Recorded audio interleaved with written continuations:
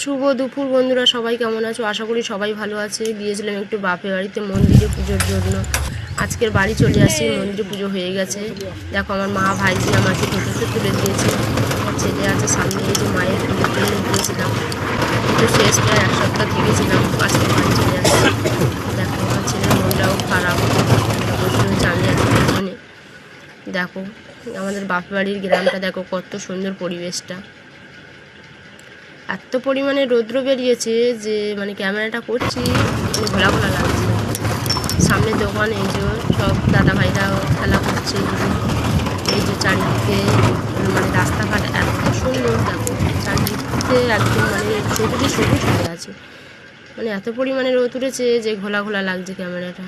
ঠিক আছে বন্ধুরা, টাটা, সবাই ভালো থেকো, সুস্থ থেকো, এবং আমার ভিডিও যদি তোমাদের ভালো লাগে অবশ্যই লাইক কমেন্ট করে পাশে থাকবে। টাটা বন্ধুরা, সবাই সুস্থ।